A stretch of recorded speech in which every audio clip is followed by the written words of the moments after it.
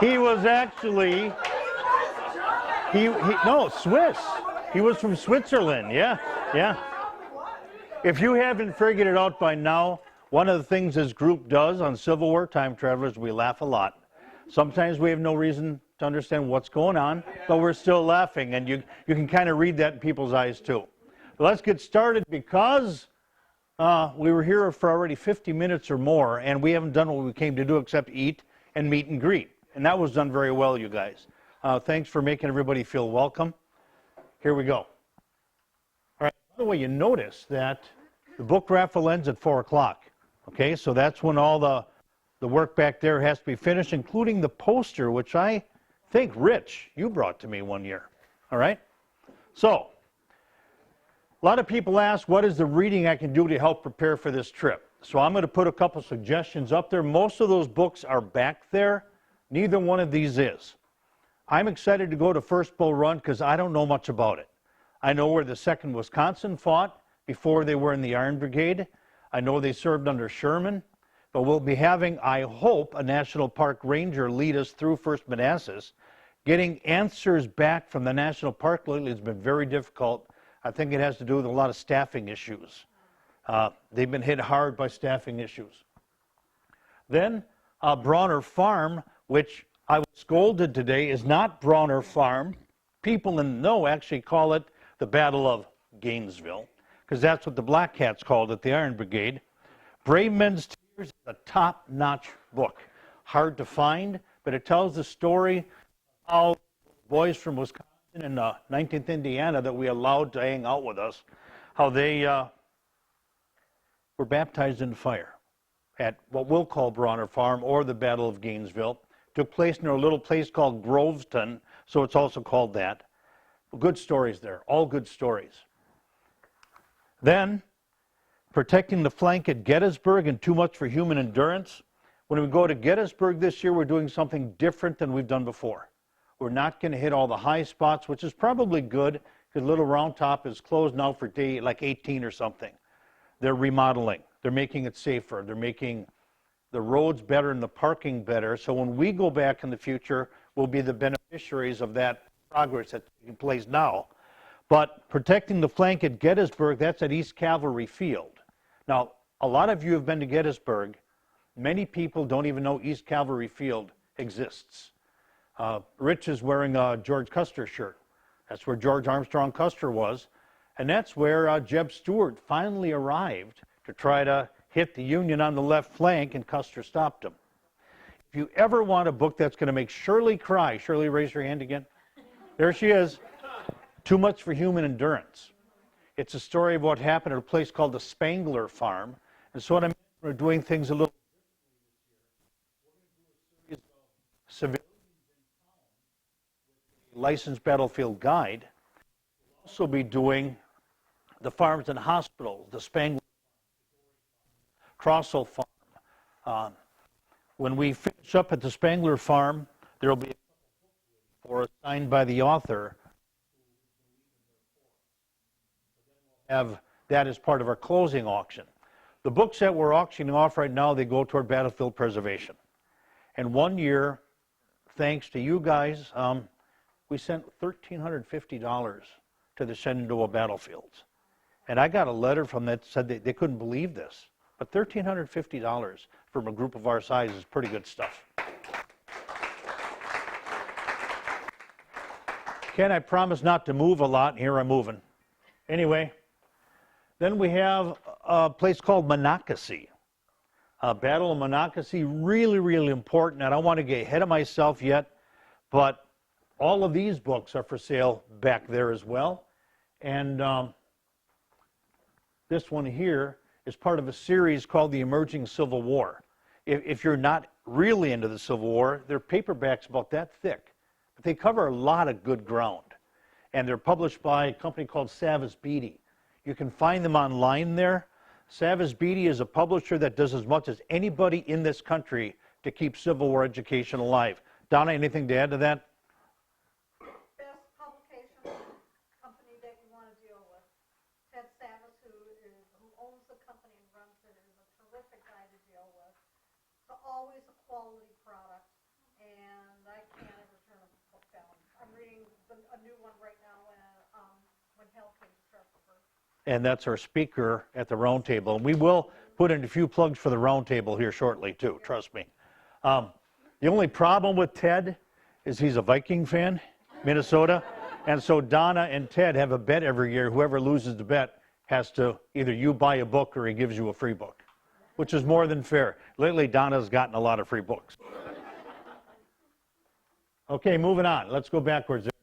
My formula for this trip, which we haven't changed since the first one, is to have knowledgeable people from outside of our group, licensed battlefield guides, recognized historians. We have worked with some really, really good historians. Terry Winchell, if you know that name, at Vicksburg. Gary Edelman at Gettysburg. We didn't have anybody in the Shenandoah Valley, so we kind of did our own thing, but that was still fun, wasn't it? And we had Will Green, A. Wilson Green, in the Western Theater at Chickamauga, Chattanooga on that trip. And so this guy you haven't seen before unless you watch American Battlefield Trust videos. Doug Ullman Jr., he worked for a long time with the Battlefield Trust, and now he kind of comes in to do teachers' conferences and things. I saw him again this year. He's going to do Second Manassas for us. Okay? Doug is also a singer. He's a tenor. You would not believe the quality of this guy's voice. So, Doug, if you're watching this right now, I'm going to try to talk you into doing some battlefield ballads while we're out there, too. He was part of a production called Bright Star. Not on Broadway, but as close as you can get to Broadway as possible. His family just recently moved from Menominee Falls, where they had moved from, he lives out in Maryland. And apparently they didn't like the winters up here. I don't get that at all. Then besides Doug, who's going to talk to us, like I said, at Second Manassas, we have a ranger at Monocacy. Okay? And this is Matt. Matt is the ranger who's going to lead us through what happened at Monocacy, a battle that most of you have never heard about. True or false? And yet, if the Battle of Monocacy had not been fought, there would have been a lot of differences in the Civil War that people don't recognize. So the trip I mentioned in the Shenandoah Valley, we went there because I believe the Shenandoah Valley was a key to the Union war effort, to keeping it alive. And it was a key to the Confederacy, keeping their war effort alive. So we went there because most people don't. Had a great time, had a great buffet. Now, if Gene was here, he'd tell us all about the buffet. So that's Matt. This is Teresa Ott. She was with us on our first trip. And I asked for somebody from the Licensed Battlefield Guides, the Gettysburg Foundation, and they said she knows the town fighting better than anybody. So we're going to see a lot of things about what happened in the town. You know, the whole end of the town where our hotel is, remember the lines are like a fishhook. We're at the top of the fishhook in Gettysburg with our hotel. Right next to us is the Jenny Wade house. So we're going to have the Jenny Wade story, and we're going to have stories about what people went through who weren't wearing a uniform. And that's part of the story that isn't told. And over the years, a couple of you have asked me privately, personally, loudly from the back of the bus, you've asked me to do more stuff about what people went through. We about generals and colonels. It's about the common soldier and the citizens as well. So that's kind of the focus of our stay in Gettysburg this year. Then this is Larry, and I'm not going to even try to pronounce his last name. I'm going to try. Korchik. Larry, if you ever see this and that's wrong, you'll correct me on the coach. But he's going to lead us through the farms and hospitals. And again, every farm was a hospital at Gettysburg. At Gettysburg is where a man named, I try to say David Letterman, he's a comedian. Jonathan Letterman had a huge hospital there and developed the system of triage, which, as many of you know, saved our son's life in Afghanistan. So that's pretty good stuff. And we're not going to talk about Letterman this time. We're going to talk about the small farms that became hospitals. More tears. And then this guy. Okay, that is Gary Edelman, and Gary is the chief historian for the American Battlefield Trust. He's also what I consider a very, very good friend. He's taken our school groups twice on things at Gettysburg. And one of the shyest kids I've ever had, named Burns, did a report on John Burns for some reason. But Ethan Burns had his picture taken with every historian we had on the trip. Mike Priest, Carolyn Ivanoff, some of you maybe know who Carolyn is, and then Gary. Gary does not drink caffeine because he'd be about that high off the ground. He has a wicked sense of humor and an encyclopedic knowledge of all things Civil War. If I can't be Lance Hurtigan when I grow up, I want to be Gary. Then I talked about mentioning our Civil War Roundtable. The Civil War Roundtable in Milwaukee is the second oldest one in the nation, behind only Chicago, if I'm not mistaken, right? And we have many of the officers. Hi, kids! Hi, guys! We have many of the officers, board of directors here, so at this time, I would like all members of the Milwaukee Civil War Roundtable to stand up.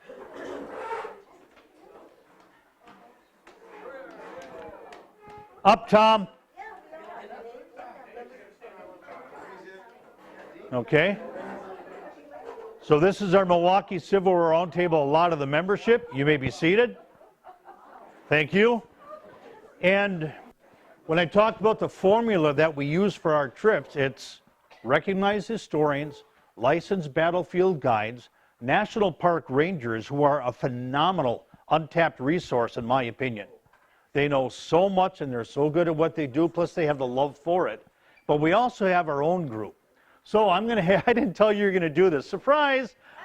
I would like each of you to stand up and give a 1 or 2 sentence, Tom. Sentences of no more than 7, 8, or 9 words. Tom is going to talk to us about how confusion ruled the day. Yes, I do. But 2 sentences, your total is 16-word limit. Okay. 1, 2. Everybody in the Civil War knows the South wore green and the North wore blue. When it's Bull Run, no way. The Confederates wore blue and the North wore gray. And we're going to talk about that. And how it changed the battle and why the Confederates took Henry House Hill. But I'll save that. You know, you were over your word limit. That was really good, though. Doug? Keep it short. We all thought in the beginning we were going to be done in 90 days. First Bull Run changed that whole attitude. Right? Yes. Yes. Terry?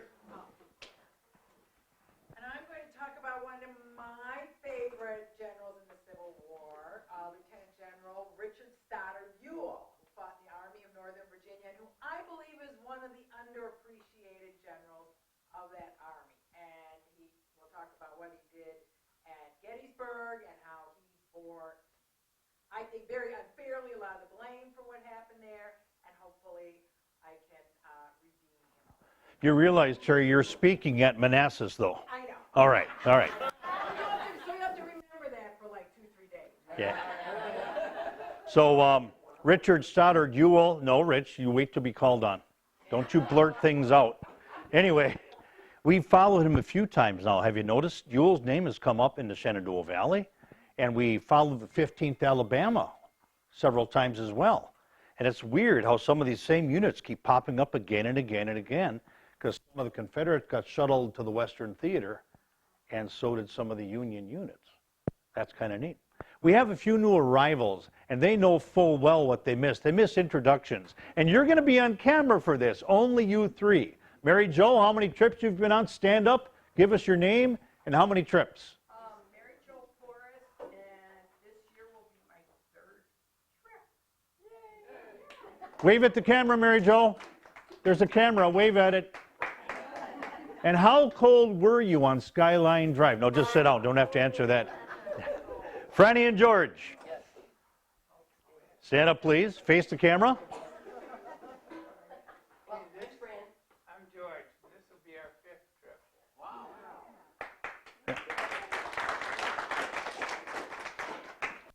Then, you have to listen to me at Manassas as well. Today is actually the battle anniversary of the fight at Bronner Farm.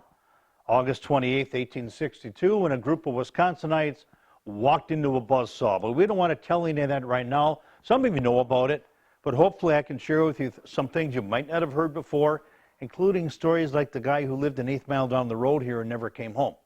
That's where he died. So that's the stuff that Shirley was saying makes it so personal And maybe why we enjoy these trips, because it's a story about people who could be sitting in this room right now. They'd be really old, but you know. So I'll talk about Black Hat baptism and how the Iron Brigade or how the Wisconsin boys become the Black Hats before they become the Iron Brigade. Paul? Paul Elvis, going to talk to you, as it says, about Lew Wallace Redeemed. Most everybody whose knowledge of Lew Wallace in the Civil War is later lost at Shiloh. Lew Wallace put in stellar service at Monocacy and probably may have helped preserve the Union that we have. Okay. And then Donna is going to talk about a group from Wisconsin that often gets nothing but bad press. And they deservedly did not deserve the bad press that they got. So Dave gave this Polish girl the talk on the Germans, who were referred to as the damn Dutchmen, erroneously. So we'll be talking about that, what they did at Gettysburg, with a little bit of a prelude as to what happened with that group in Chancellorsville, which set up Gettysburg. Nice. Yeah, they're also called the Flying Dutchmen, aren't they? Now I give away your whole talk. All right. There's our shirt. You might recognize it, but that's where we're going this year. Of course, Rich said there's one thing missing. So when I'm done with this, you can stand up and say what you wanted to say before and your plea for what should have been added. But that's where we're going. That's a lot of stuff to see in 5 actual battlefield days. So we're going to see a lot, cram in a lot, but also have some downtime, because in the past people have said, oh, we're so tired at the end, you know, and our feet are ready to, we just want to put them. Rich, what did you say about the shirts, first of all? That on the way home, we're stopping at the Flight 93 Memorial. Right, right. And also, I was going to ask Terry, did you own Turner Ashby off your favorite? Oh, no, but I have many favorites. And There's room in my heart for that. I'm not one of them. and Turner Ashby was much better looking than Richard Stoddard Ewell. Not better looking than Tom. She likes Billy, what's the young artillery? Oh, John Pelham, he was very handsome. All right, I think we're getting off track here. So now we go through the itinerary, and you roundtable people have to behave. Back of the bus, King. You all right? Yeah. I thought you're in tears because Terry said Tom was so handsome. I wasn't on her list. Ah, okay. We leave from that little school down there at 5 o'clock in the morning on Saturday, October 22nd. Okay? And we used to leave at 3 in the morning. One time we left at 12 o'clock midnight, and this is why an unnamed guest had the date wrong. Because honestly, Joe, I'm going to say this right. Oh, I gave it away. Joe, I could have been more clear in communication, right? And so since that time, we've never left at midnight again. Not because it was Joe's fault, because it's something we learned. Besides the fact, on our first trip, we drove straight through to Gettysburg. You should have seen people getting off the coach. It was, you know. So we had walkers for everybody, and we decided not to ever do that again. So we always stopped somewhere along the way. Along the way in Ohio. Originally, Tom was going to speak at the end of the first day, but I mentioned how COVID has changed things. It bumped up the price of diesel, and 2 of the hotels that have advertised meeting rooms don't have meeting rooms anymore. Either they're remodeling and all the sinks are in there, so we can't use the room. So Tom's going to speak to us there as we had food brought in. That just can't happen. And that's the kind of changes that I have to be on top of as we're trying to plan things out. So Tom's going to talk on the coach, microphone. We'll have PowerPoint running for we'll start that about an hour before we get to Youngstown, Ohio. Okay? Tom agreed to that. Last year, Tom spoke to us at Fort Donaldson and was able to gesture to all the places he was talking about, including the scuba diving trip we could have taken if we all brought our gear. How many remember that? Could have gone to see Fort Henry. Okay? So our first day has 532 miles, and that's pretty doable. The first day, the first time was 800 some miles. That was pretty. Okay, that's our first day's trip. On Sunday, October 23rd, Doug is going to talk to us on the 4 hours en route from Ohio to Manassas National Battlefield Park. That's 320. So it would have been 850 or so miles if we tried to do it in one day. And nobody wants to do that. As comfortable as the coach is, it's not that comfortable. So on that first day then, we have Doug talking in the morning on the coach. We get to first Manassas, and that's where I hope to have an NPS Ranger. But I've contacted them 5 times, and the Ranger has not gotten back to me. So now I have to be a pest. I can do that. You know that, okay? So I will call them, and I'll talk directly to Jim again. Many times you call and you get a volunteer at the front desk who promises to pass a message on. Again, they're understaffed. I'm not pointing fingers or complaining. I'm just saying, I got to get at this. This is only 2 months away. Are you aware of that? 2 months, less than 2 months, actually. By this time in 2 months, we'll be back home. Yeah. You notice here, too, we have supper at the Cracker Barrel. I like eating there because my meal is free, but there's something for everybody. And it's right in the parking lot of our hotel. And that gives us the flexibility of those who eat fast and don't want to stay and, harass the staff. They can go back to the hotel and get their feet up earlier. The second day, there is a big buffet about a couple miles down the street, but that would mean our bus would have to go down there. So again, that Cracker Barrel is right nearby, and there's enough on the menu that everybody can find something they like, my opinion. Then any extracurricular cooler work can take place after we get back to the hotel, if the back of the bus gang knows what I mean. But Cracker Barrel does have wine and beer now. Oh, they've come into the 19th century. The hotels that lost their meeting rooms assured me we can use the breakfast area, no problem. We can take it over. They thought we could have breakfast area, and there's 28. I said, not of what. So I would rather that we have Tom has our full attention on the coach than have to have guests walking in right in the middle and staying and asking for your autograph. I won't have any of that. You understand me, Tom? And thanks for being flexible, both of you guys. Okay? Of course, this will help because Doug had the talk up on Skyline Drive, and everybody was shaking so hard you couldn't even hear. Okay, our third day, Monday, October 24th. You notice we're in Hampton Inns every single time, but not. 2 nights are not Hampton Inn for a reason. I'll get into that a little bit later. But that's where we go to the Manassas National Battlefield Visitor Center, check out the film. You guys know those films are always top-notch, aren't they? The gift shop, that's where you do your shopping. And then we head off to Bronner Farm. Bronner Farm is one of those unsung conflicts. It was the first actual day of the battle, or a battle second Manassas, but the men who fought it wanted to separate it from the consciousness of the country, so they gave it its own name. Historians consider that the opening engagement, and that's where a lot of Wisconsin blood was spilled, and that story is so good to tell. Old Baldhead, not a cartoon general. I can't tell anymore because I might get into Terry's talk. I, too, like Richard Stoddard Ewell. Fascinating guy. You're going to get into the Widow Brown and all that, too? Oh, yeah. Oh, good. Okay. Enough said there. And he will feature very prominently at Manassas. Okay. Now, there was never a quiz after our trip, okay? So if you're thinking, oh, these people sound like to know what they're talking about, well, maybe we do. But what your goal in this trip is varies based on who you are as a person. Shirley wants to go for the scenery, show off her photography skills. One time at Vicksburg, I don't know if you caught this, but I caught you trip up on top of that knoll overlooking the Mississippi. I couldn't get my camera in time, but you didn't roll down the hill anyhow. But I honestly thought that, yeah, you don't remember that. You stepped backward and the hill disappeared. No, I said I thought it was good. Now, we're on film. You behave. All right.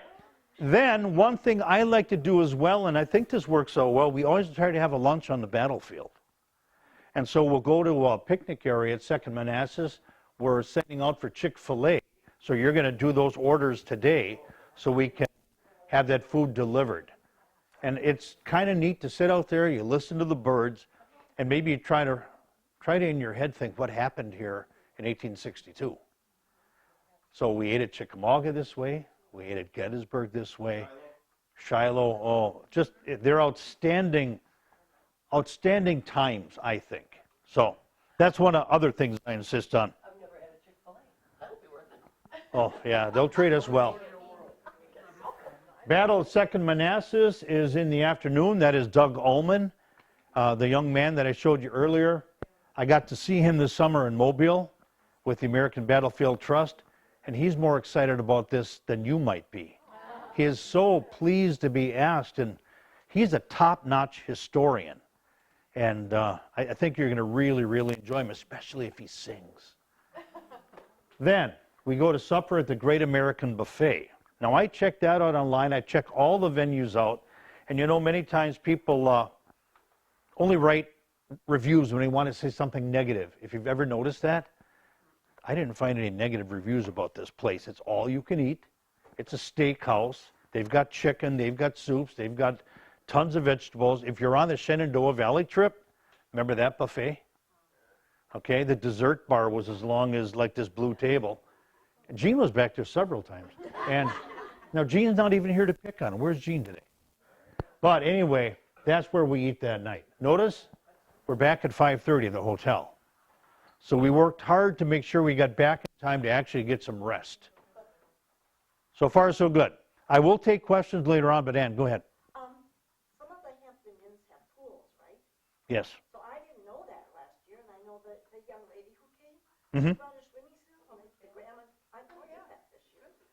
And I would have never thought to say that, so thank you. This group, skinny dipping is frowned on, okay, just so you know. Yeah, wait a minute, this is going out live. Oh, okay. So, all right, thanks for that, Ann.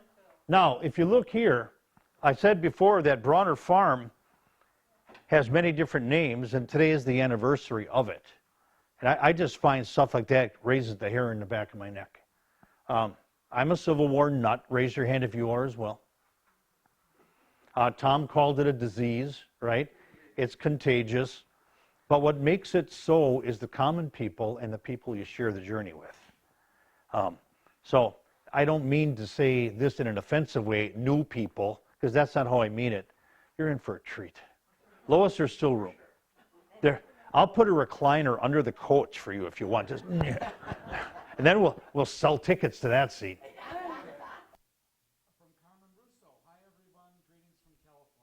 Hey, Carmen. All right, moving on. There is another change on this trip because this is also trip shirt day. Sorry, that's not a change. This is a shirt you wear that day. Okay? And you're going to get a copy of the itinerary. It'll be in living color. There's so much to remember. I give you that copy to keep me honest, too, right? Because there's also so much to forget. And I've had a few nudges from people over the years. Aren't we supposed to be here right now? How many remember up on top of Lookout Mountain? I called the restaurant. They didn't have our reservation. And that's where our historian said, well, he's local. He said, well, let's try Chempey's. And that was a great place. The other thing is, and this is what I was going to say is new. This is important, class, so please listen. See the symbol for the hiker. Doug is going to take us on an Ed Bars walk. Okay, let me explain that. Ed was 81 years old at Gettysburg, and we couldn't keep up. Not this group, but a group of teachers who were with him there. And, oh, Ed, he was a phenomenon. Now, what this means is we'll probably find some mud. We're going to be on some trails that aren't all that excellent. And I'm saying that not to scare anybody off, because what I will ask then is people who think that might be more than they want to take on. I will also have something else set up for you where you're on the coach. And on the coach, you'll be going around and going to the different spots on the tour, the driving tour. And it could even be with a driving tour disc, which is excellent. But you might have to have a second ranger on the coach for that.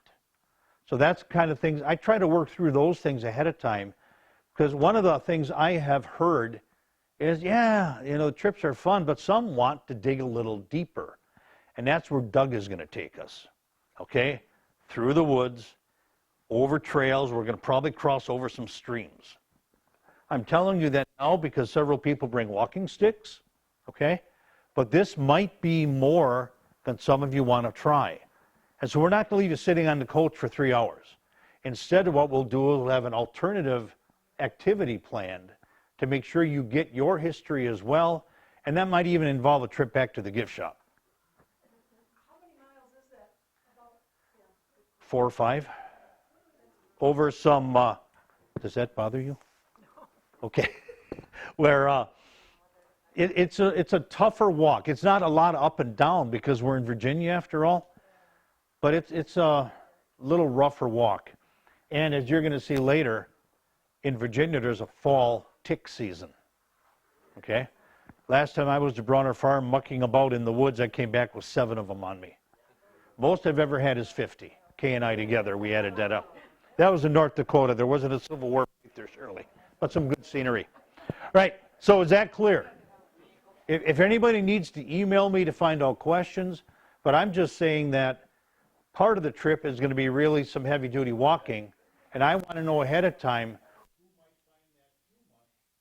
And then we'll make sure that it isn't wasted time for you. It's not going to be downtime. It's going to be useful time. Roman? As a suggestion, maybe a less walking tour, a bunch of antique shops. I didn't even have to call on you to know. He's an antiquer. Where was it we went, Roman, where you said, that's a big antique area? And I just looked at you like you were the naughty kid in the classroom. And that was the Kentucky trip. Yeah. All right, so moving on here. Finally, those of you who have never heard of Monocacy probably, bless you, Roger, also don't know it's about halfway between Manassas and Gettysburg. So we're going to hit Monocacy on the way back. It's only 60 miles from Monocacy to Monocacy, and then 42 to Gettysburg. That's a short travel day where we can fit in a bunch of stuff. So when I said we're going to hit a lot of battlefields, on this day, we hit a couple. This is only the morning of Tuesday, October 25th. Now, see if I have my slides right. Here we go. It's quiz time. The one I said we're not going to have? Raise your hand. Who's never been to Monocacy? Raise them up high. This pleases me a lot because I like taking you guys to places I've gone that I feel are like incredibly special. Okay? Monocacy is one of those places. Who's never heard of the Battle of Monocacy? Raise your hand. Seriously. All right. There's books for sale back there, by the way. Thirdly, the important battle derives from its nickname. Raise your hand if you know the nickname of the Battle of Monocacy. The battle that saved Washington, D.C. Most of the Army of the Potomac was out of the defenses of Washington, D.C. at Petersburg, outside of Richmond. And Lee's mean old man, Jubal Early, leads the third invasion of the North. How many didn't know there were 3 times the North got invaded? Antietam, Gettysburg, and Monocacy in 1864. And during that fight at Monocacy, the Confederate was slowed up for 9 hours, which allowed Union to send reinforcements to the defenses of the most heavily fortified city in the world at that time, Washington, D.C. It's here at a place called Fort Stevens that Abraham Lincoln had an incident. Okay, we won't talk about that now, will we? He was insulted and called a fool and told to get down because a sharpshooter was taking pot shots at him. Good stuff, isn't it? What if, what if? So that's Monocacy. And who were the opposing commanders there? Jubal Early and the man who wrote Ben-Hur, Lew Wallace. From Ohio, if I'm not mistaken, right? That's what I said. And there was, same number of letters, if I'm not mistaken. They have a lot of vowels. Anyway, There's a lot going on in 1864, and I think there are 5 battles that the ones who fought there said, this is the fight that got Abraham Lincoln reelected. Well, Atlanta, Shenandoah Valley campaign, but as Paul said, maybe Monocacy more than anything, and nobody knows about it.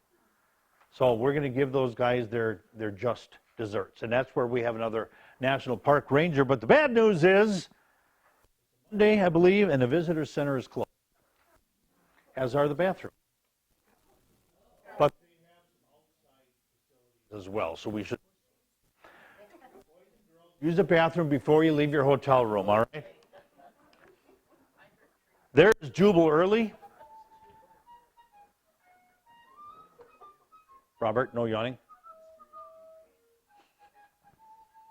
After defeating the Union Army at Lynchburg, Virginia in June 1864, General Jubal Early led Confederate troops north in a campaign that eventually threatened the federal capital at Washington, D.C. Union resistance was non-existent as Early's 15,000 Confederates marched through the Shenandoah Valley and into Maryland before turning toward Washington. Finally sensing danger, Union authorities rounded up troops in the Baltimore area and called for more from the Virginia front. These troops, commanded by General Lew Wallace. Never heard of this. Isn't that good stuff? 15,000 Confederates against about 5,000 to 6,000 Union troops, most of whom were not veterans. How did they stop 15,000 Confederate veterans led by some of the toughest shock troops in Lee's army? That's a story worth telling. Okay? Oh, let's see. Here is where we pick up Gary Edelman, okay? And again, if you haven't met Gary Edelman, he's a national treasure. I'm not saying that because he might be watching this. If you are, hi Gary with 2 R's. But Gary is going to take us to Culp's Hill. Now, many times you go to Culp's Hill, and it's so overgrown trees that the hills are so filled with vegetation, you can't see anything. The National Park recently cut all that back. And you can now see from where the breastworks were on Culp's Hill what the Union troops saw on top of that hill. You can see some rocks that are at the base of them. Name of the rock, do you remember? Anybody? But sharp. No, that's not the one. Other end of the battlefield, Rich. Anyway, you can see all that stuff now. And American Battlefield Trust helps make some of that happen. We're going to hear a lot about George Sears Green. I like this guy a lot too. Going to Benner's Hill, possibly, but the other big spot is East Cavalry Field. And again, most visitors, they look at the map, they see this blob of green, which is national park land on your national park map you're given, and they don't go there. Because you've got to see the highlights. You've got to see Cemetery Ridge, Cemetery Hill, McPherson's Ridge and Farm, the seminary, Little Round Top, Big Round Top, Railroad Cut, those things. And so this is like so far down the list for people, but some really neat stuff happened there. And the best guy to tell it is Gary. We go to the Appalachian Brew House afterwards. That's again a food order we're going to make today. That anything that was up here in green is already part of your trip fee. So 3 of the meals, Chick-fil-A, Appalachian Brew House, and one more, is covered. But that's why we ordered the food ahead of time after a learning experience in Franklin, Tennessee, where it took us an hour to get our food and an hour and a half to pay our bill. Remember that? We can't afford that kind of time. So when we go to places where the schedule might be a little tighter and there's so much to do, that's how we've chosen to handle things. Here we go to the Inn of 1863. I was standing in Gettysburg at this hotel right next door to the Jenny Wade house, and I heard this voice from heaven calling, "What are you doing here?" I had my school group there. And these kids turn around, and I was being harassed by Tom Arliskus, who was on the 3rd floor balcony. And so we happened to be there at the same time, which is kind of cool. Last time I was there, our final speaker was at Gettysburg, walked out of my hotel room, there stood Phil Smoggy. So, good stuff. Appalachian Brew House is a really, really neat place. They have a back room that'll hold 50 people. Coincidentally, we have 50 people, but they could not guarantee we'd all sit at the same table, and that's okay. The food they have is outstanding, a lot of burgers and stuff. The brews they have are outstanding if that's your thing. So the next day, we leave from our hotel at 8 o'clock. This is going to involve some walking as well. It'll be town walking, sidewalks and things, which is much easier than hills and dales and mud holes and stuff like that. And no ticks in downtown Gettysburg. But we're going to see some of the battle damaged houses, the ones that have the bronze plaques on them that say, those bullet holes you see are just what you think they are. They're bullet holes. The sharpshooters who lived there, civilians who suffered there. Donna gives us her talk at the Seminary Ridge Museum. And if you've ever been to the Seminary Ridge Museum, it's an outstanding, world-class museum in the seminary that has a cupola on it from the movie Gettysburg. And that could be part of your tour if you wanted to go up there. They're looking forward to seeing us.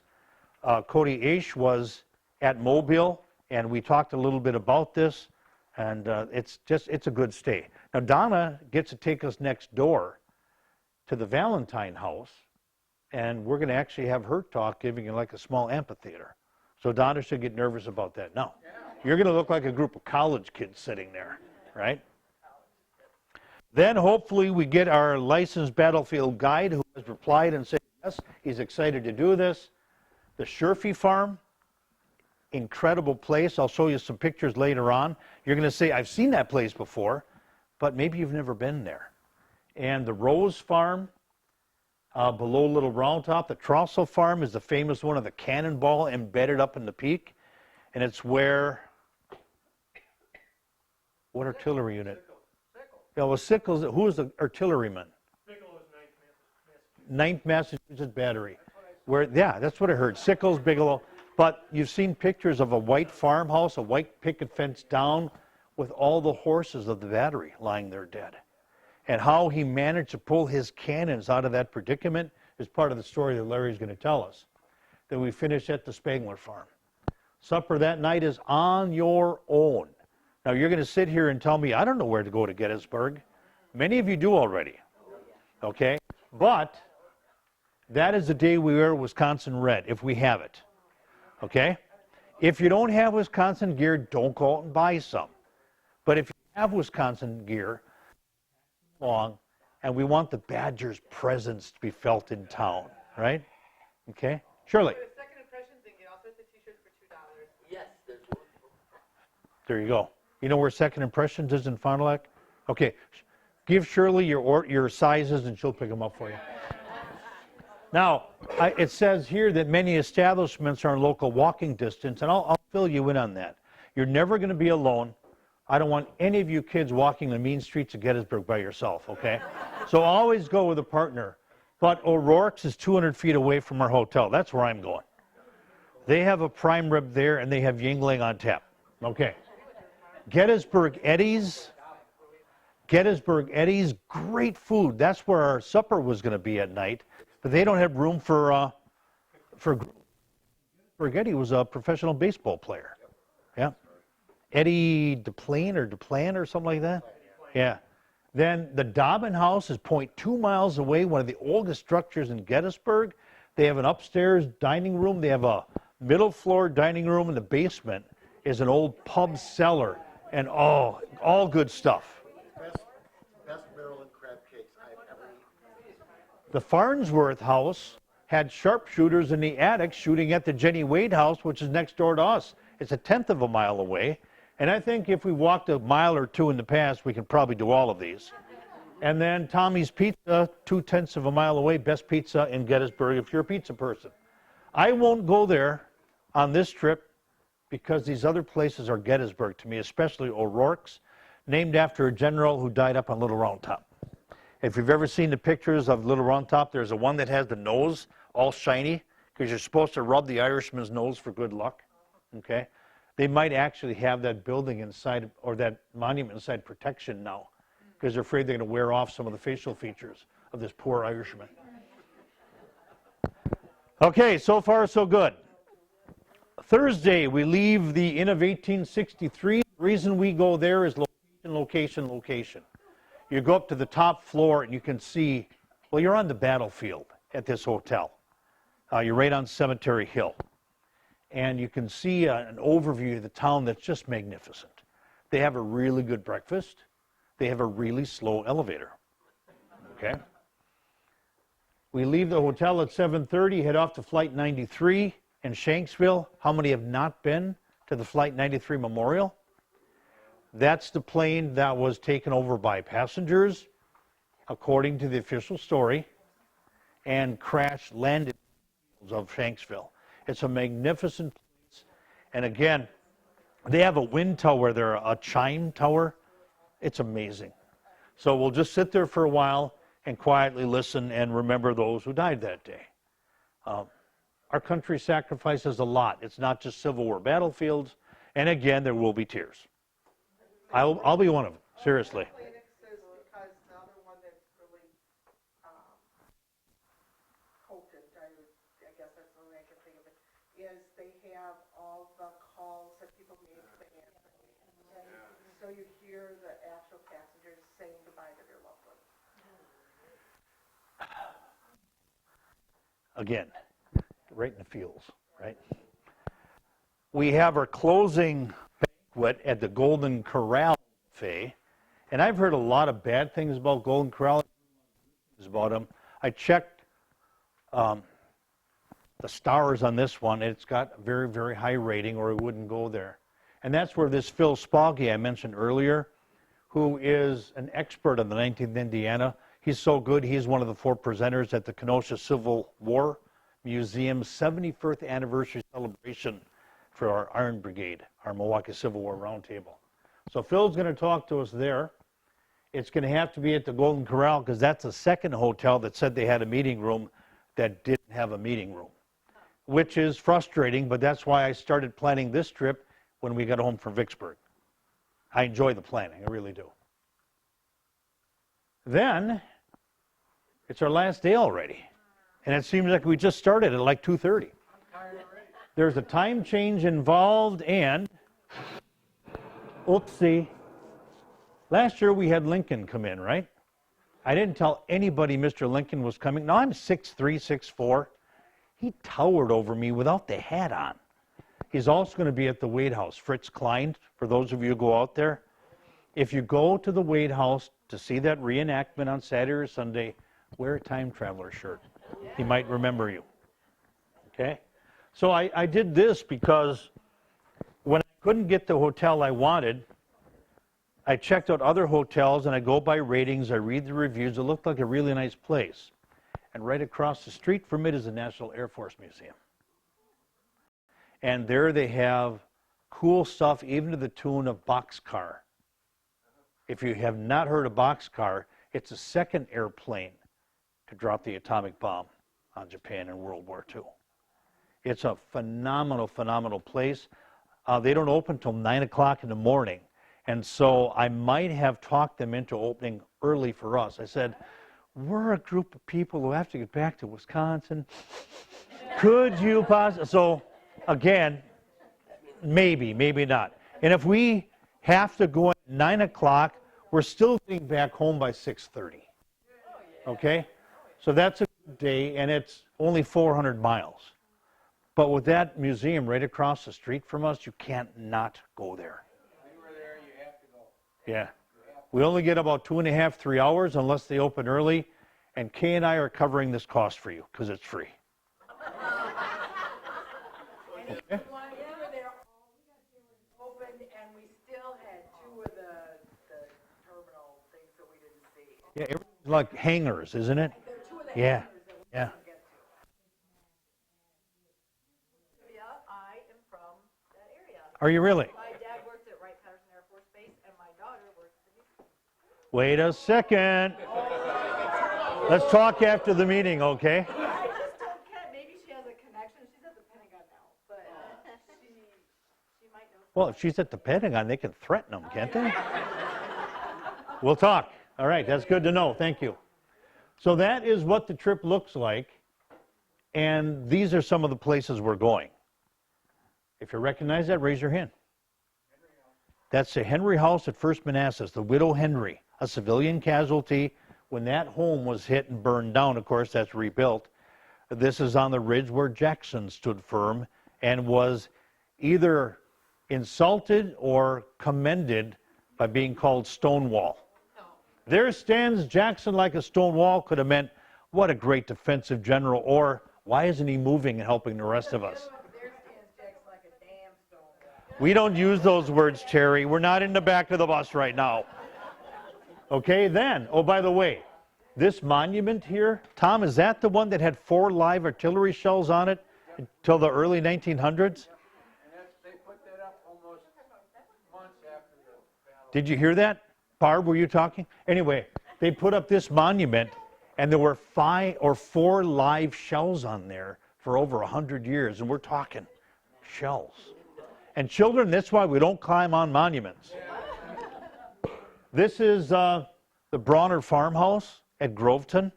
So the path to get there is very doable for everybody. Nice blacktop.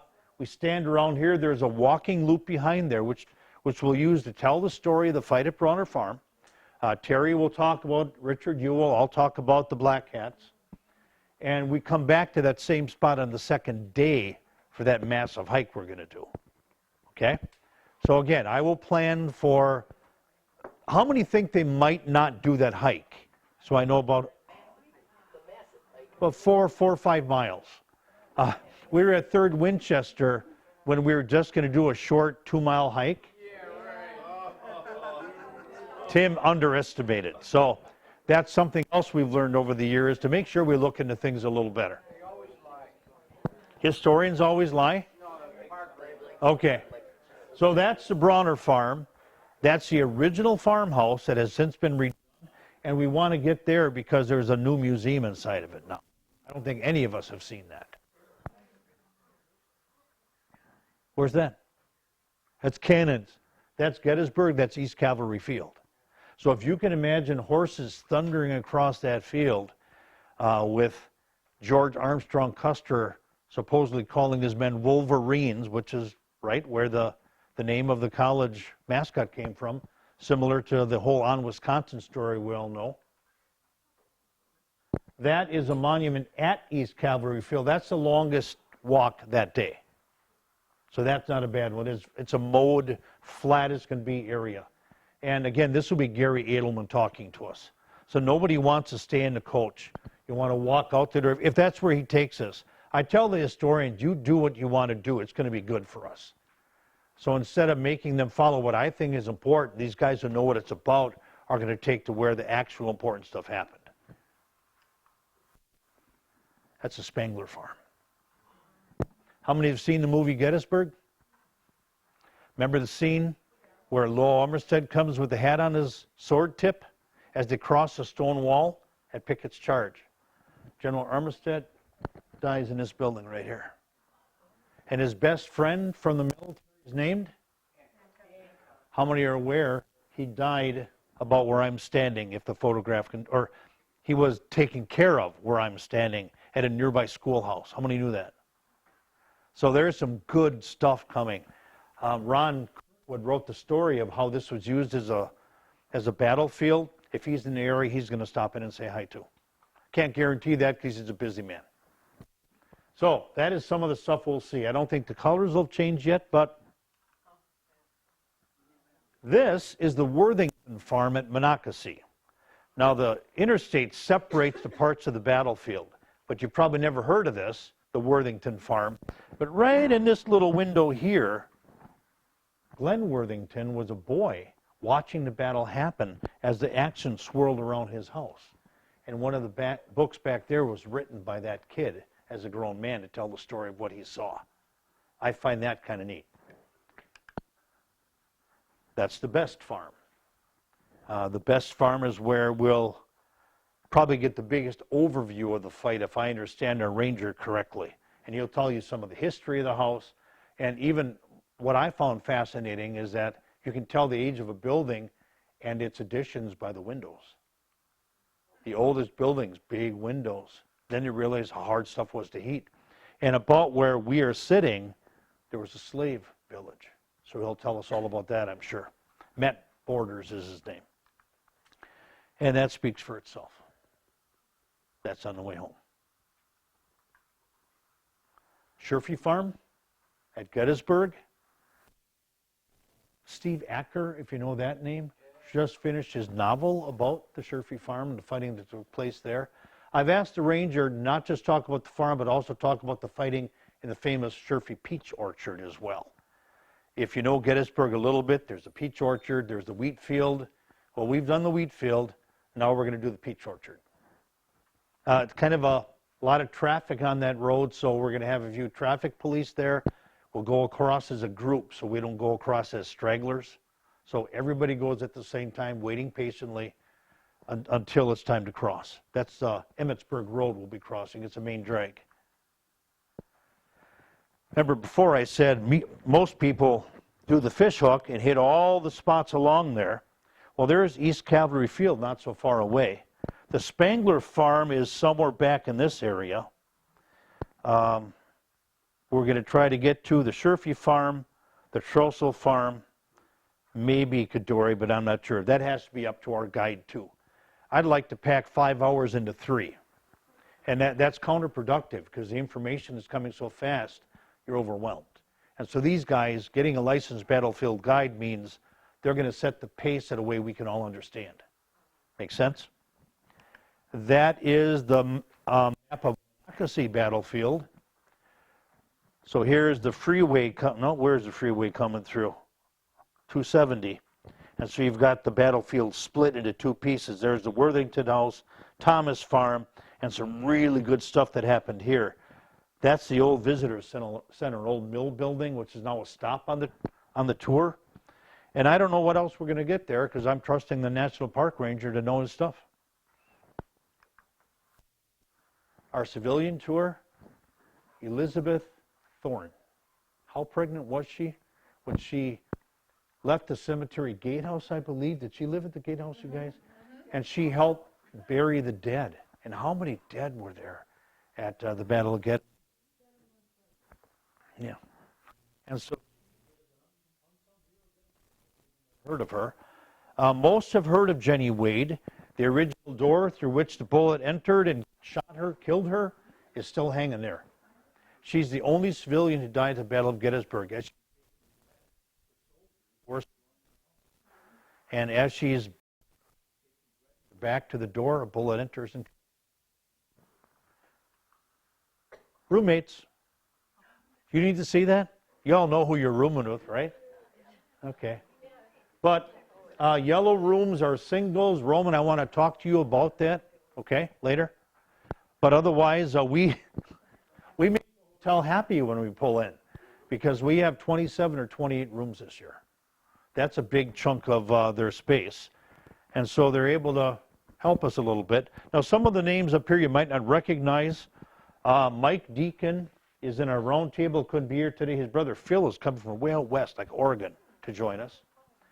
Ted and Maureen Griepentrog they live out in Maryland, and I went to school with him from first grade to high school. And he was a 25-year member of one of the Armed Forces bands, Roman, and finished his career as a bandsman. And a few other names here. Nobody wants to stay with Gene, huh? No, that's not true at all. We'll talk. All right? So if your name is not up there, now's the time to get my attention. So find your name.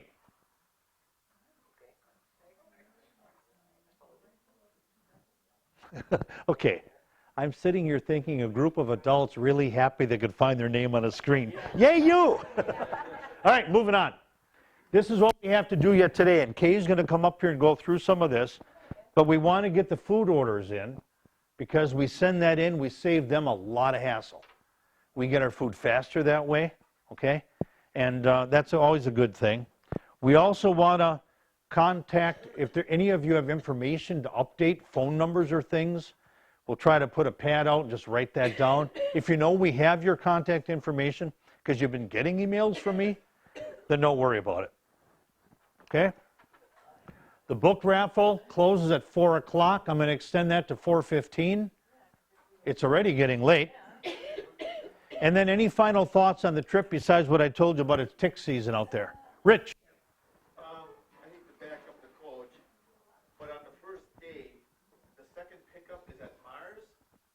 Yes. We're heading down to the Mars Cheese Castle after College Avenue. We're still going to college. Yeah. And originally we were going to pick Betsy up at the Gurney Mills area, which is easy on and off. Carmen's willing to do that. But she said, I'll drive up to the Mars Cheese Castle, which is also easy on, easy off. And then everybody sleeps until we get to our first stop. You mentioned at the school down the road. Yep. Those of us who aren't from around here, what school, what down the road, and where are we going to be able to park there? That's a great question.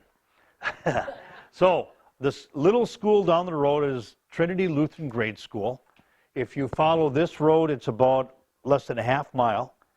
We park all along the property line, and this is the only week of the year the kids get driver's ed, because you leave your keys and the kids use your cars. So if you don't want to come way up here because it's an hour drive, you can come to the College Avenue Park and Ride. We'll pick you up there, or to the Mars Cheese Castle, we'll pick you up there. Okay? The former name of the school there was Osceola Lutheran Grade School, and that's what's on the sign. 3. We're going to College, well, Wacusta, College Avenue, and the Mars Cheese Castle. Yep. Other questions quickly? Roger. We're ordering food at the brew house. We're ordering 3 places now, and Kay's going to explain that here shortly. Were you being funny? Yes, I was. Well, I get it. Took me a while. Brew house. Just wanted to make sure. But you can, if you want, order your beers already. They have like 50 on tap.